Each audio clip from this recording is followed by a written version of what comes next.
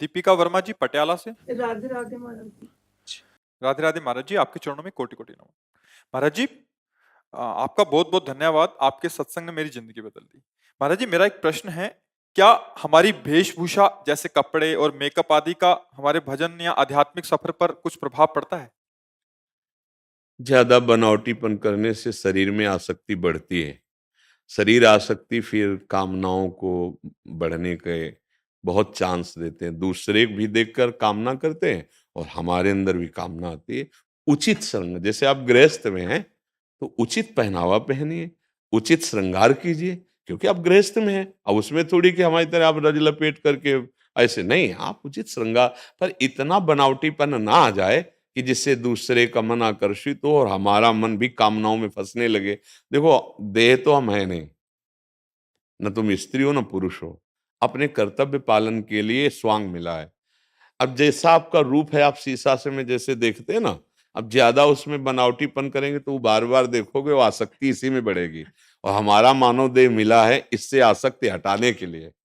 तो उचित श्रृंगार, जैसे गृहिणी अपने घर में अपने पति आदि के, तो उचित श्रृंगार और सावधानी पूर्वक जीवन यात्रा में कोई गलती ना होने पावे, तो आपकी भक्ति पथ की पुष्टता वाली अंदर भावना आ जाएगी।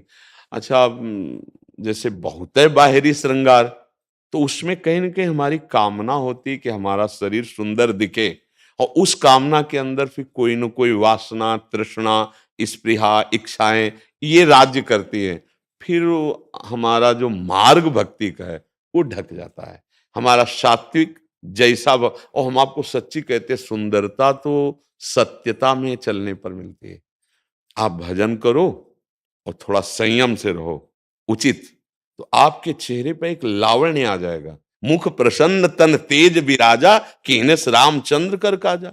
कोई भी हो, चाहे स्त्री शरीर हो चाहे पुरुष शरीर हो, संयम से चलो और भजन करो, तो आपके चेहरे में वो सुंदरता होगी जो दूसरे के देखने पर निष्कामता बढ़ाएगी, कामना नहीं।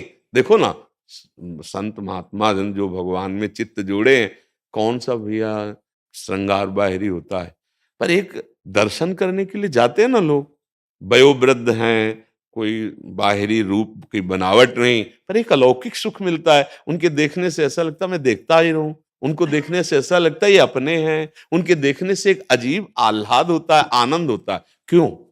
क्योंकि वो सत्य मार्ग में चल रहे हैं, भगवत मार्ग में चल रहे हैं। तो मुझे लगता है जो भगवत मार्ग का पथिक है, चाहे स्त्री हो या पुरुष हो, सात्विक वेशभूषा में रहे, क्योंकि वेशभूषा का प्रभाव हमारे चित्त पर पड़ता है।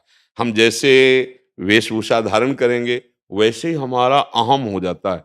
हम जैसे बनावटी करेंगे ना, तो उसमें कामनाएं हैं, इच्छाएं हैं, वासनाएं हैं, तो वो दूसरों के प्रति भी और अपने प्रति भी ठीक नहीं है।